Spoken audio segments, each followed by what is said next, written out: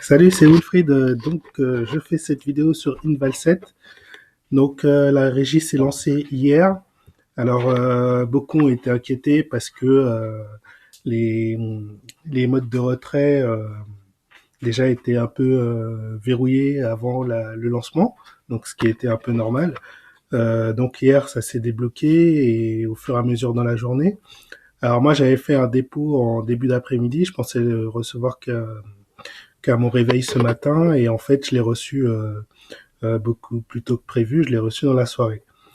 Moi, je suis passé par Neteller, j'ai pas pris PayPal. J'avais un peu hésité, mais à chaque fois qu'il y a PayPal dans une régie, à chaque fois, bon, normalement c'est au bout de quelques mois, mais à chaque fois PayPal disparaît. Il y a que sur Traffic Monsoon où je l'ai pas vu disparaître. Mais il faut savoir qu'il n'y a pas que pour les régies que PayPal bloque. Il bloque aussi pour les gens qui font des coachings et des formations par le web.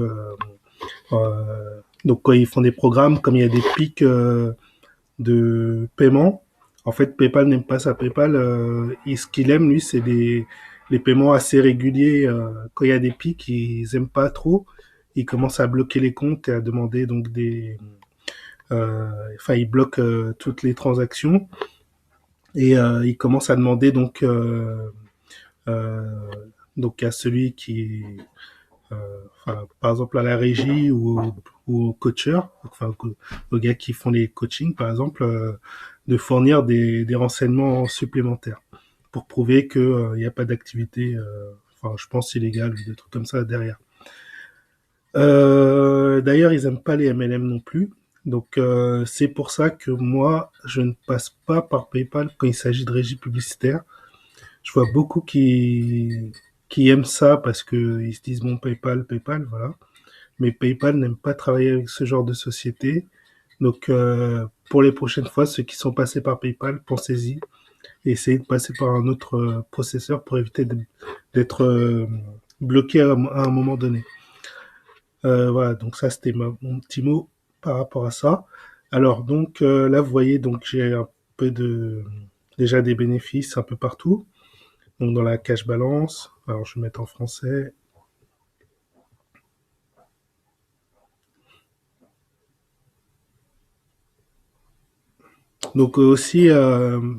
Je sais que beaucoup paniquent parce que par rapport à ça, ils se disent bon, ils sont pas sérieux, tout ça. Bon, faut comprendre aussi que c'est un lancement, donc tout le monde essaye de faire des paiements dès le jour du lancement. Donc ça fait une grosse activité de traitement de paiement à faire, oui, à traiter. Des ralentissements dans les débuts, ça peut être normal. Faut aussi se mettre à la place des gens qui gèrent derrière. Vous, effectivement, vous voyez que votre côté parce que vous faites des transferts d'argent, donc vous voyez que votre côté, mais faut aussi se mettre à la place des sociétés qui reçoivent un tas de paiements le même jour, les personnes qui doivent traiter les demandes, qui doivent vérifier, puisque les demandes voilà, doivent être vérifiées pour être sûr qu'il n'y ait pas de problème aussi, même si c'est informatisé.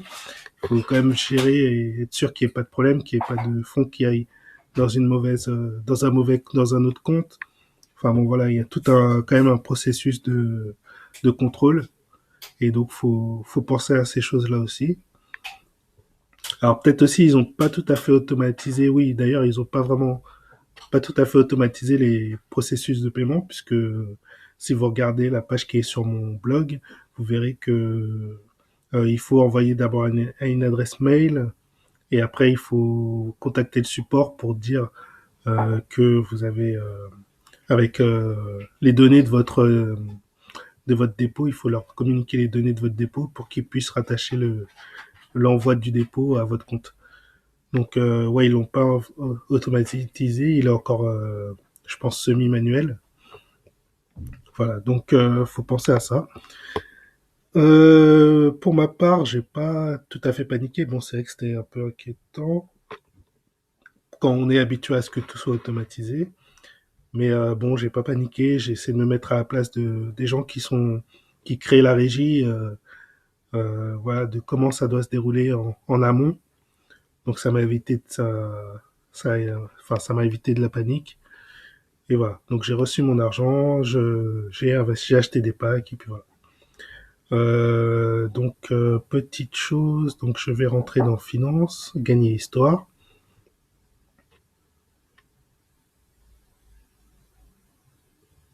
Donc là, on voit que, alors j'avais avant de recevoir mon argent, j'ai mis 60 $ pour commencer, et je mettrai certainement 140 en plus après. Euh, dans les jours qui arrivent. J'ai commencé. Mon premier achat était de 30 $. C'est pas de l'argent que moi j'ai mis, c'est de l'argent de commission de filleul, puisqu'il y en a qui ont chez des filles qui ont fait des virements avant moi sur PayPal. Apparemment sur PayPal c'était assez, je crois que c'était automatique ou enfin en tout cas c'était rapide. Et donc j'ai vu que ceux qui étaient, enfin j'ai vu des donc 30 $ dans mon compte PayPal.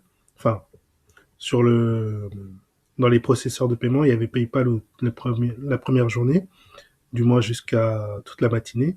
Et j'ai vu 30 $, donc je les ai investis. C'était 30 $ de commission. Je les ai investis. Donc là, ils génèrent de l'argent. Mais le problème, c'est que là, PayPal, pour l'instant, est, comme je vous ai dit, est bloqué. Donc la régie doit fournir des documents à PayPal pour que PayPal débloque. Et à mon avis, je ne pense pas que PayPal va accepter de débloquer puisqu'ils vont voir que c'est un MLM. Donc bon, à suivre. Mais donc du coup, ils seront obligés de transférer votre argent sur un autre processeur. Enfin bon, il va y avoir une procédure à tous les coups. Moi personnellement, donc j'ai mis 60 $. Donc vous voyez l'heure, 16h44. Je pense qu'il y a, je sais plus, je crois que j'avais vu qu'il y avait un décalage de moins 6 heures. Je crois qu'il y a 5 ou 6 heures de décalage. Donc c'était plus vers le soir, oui, vers 22 heures que j'ai vu que j'avais 60 $. Aujourd'hui, j'ai pu investir trois packs dus aux commissions que j'avais. Donc voilà, des commissions de parrainage et puis j'ai euh, donc là je vais retourner donc dans achat position.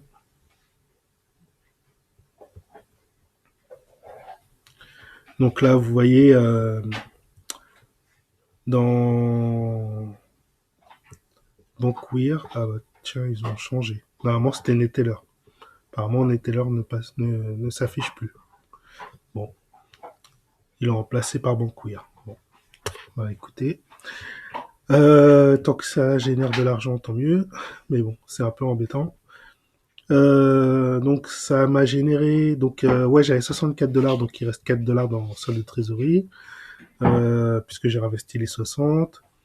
Dans le solde de gain, donc mes 60 $ ont généré 4,22 $. Et pour chasse balance, 4,22. Ah oui, plus les 30 $ que vous avez eu en plus, qui sont arrivés après, que j'ai acheté après donc ce matin, qui eux étaient de la commission d'équilibre. Donc je pense que c'est d'autres membres en fait qui sont passés par Neteller, qui m'ont généré donc des bénéfices. Donc voilà, donc j'ai à peu près 120 $ d'investis, sachant que j'ai 30 $ qui sont de PayPal et qui voilà, qui ne rentrent pas ici, enfin qu'on ne voit pas et que donc que je ne peux pas réinvestir tant qu'ils n'ont pas réglé le problème avec PayPal. Donc en vérité, j'ai 90 $ vraiment que pour l'instant qui génèrent des gains et qui voilà qui sont réinvestis. Donc apparemment pour Paysa, je vois qu'il y a 8 $ de commission d'équilibre. Donc il y en a quelques-uns qui ont sûrement réussi à faire des, des dépôts sur Paysa. Mais pour l'instant, il y a pas de bénéfice lié à leur dépôt. Ce qui est dommage comparé à RevUp ou à Désignation, c'est qu'on peut pas faire de transfert de balance. C'est-à-dire, je peux pas dire, je voudrais que le solde de trésorerie soit mélangé avec le solde de gain pour me faire 8,22 $ et aller plus vite pour acheter des packs. C'est dommage. Pareil pour les commissions d'équilibre. Sur Désignation, j'aurais pu mixer les deux commissions d'équilibre, me faire 10 $ et acheter un pack. Donc dommage, j'espère qu'ils vont rajouter ça. Parce que du coup, on se retrouve avec plein d'argent un peu partout. Surtout quand on a des filleuls. Donc c'est un peu dommage. Voilà grosso modo, donc je voulais vous présenter l'avancement après une journée. Donc ça travaille, hein, pas de souci, ça travaille. Maintenant, je sais qu'il y en a beaucoup qui sont devenus frileux à cause des problèmes de début vis-à-vis des paiements. Ne vous inquiétez pas, la régie ne va pas tomber dès le début. Il y a très peu de chances, ils sont là pour faire de l'argent. Au pire, même si ça devait être une arnaque ou un système de Ponzi, c'est pas en 24 heures qu'ils vont s'arrêter. Leur but, si c'est ça, c'est d'amasser des millions. Donc ça prendra au moins 2 mois avant qu'ils s'arrêtent. Donc c'est pour ça qu'il faut que j'ai insisté sur mes vidéos pour que les gens, enfin, s'ils étaient intéressés, viennent dès le début. Parce que dès le début, vous prenez moins de risques. Une régie ne s'arrête pas dès le début. Donc voilà. C'était un peu, enfin, en tout cas, pour ce qui est des régies à haut rendement, comme celle-ci, comme RevUp, elles ne s'arrêtent pas dès le début. Et il faut donc être là, si vous pouvez, dès le début. Euh, Essayer de réinvestir un max, au moins pendant les 2 premières semaines. Et après, commencer à vous faire des retraits voilà, pour déjà récupérer votre mise et ensuite faire des gains. Voilà, en fait, moi, c'est comme ça que je le vois. Je dis pas que j'ai raison. Il y en a qui vont chercher à aller au maximum de packs. Voilà, bon, bah, chacun sa façon de voir. Moi, c'est comme ça que je le vois. Et donc, je partage mon idée. Vous n'êtes pas obligé d'être d'accord avec moi. Et voilà. Mais après, voilà, faut pas, parce qu'il y en a aussi beaucoup qui viennent se plaindre après. Mais voilà, vous investissez en fonction de votre profil, parce que j'insiste beaucoup sur ça. Faut vous connaître, faut savoir ce que vous êtes prêt à perdre. Faut connaître votre profil d'investisseur. Est-ce que vous êtes quelqu'un de très prudent? Est-ce que vous voulez seulement de la stabilité, quitte à avoir moins de rendement? Est-ce que vous voulez beaucoup de rentabilité, quitte à prendre plus de risques? Faut savoir qui vous êtes. C'est pas à moi de vous dire tu dois investir dans ci, tu dois investir dans ça. Si vous me dites ou sinon je peux vous le dire, si vous me dites moi je cherche plus de rendement, bon bah ok, là je vais vous diriger vers ceux qui font le plus de rendement et je vais vous dire ce que j'en pense.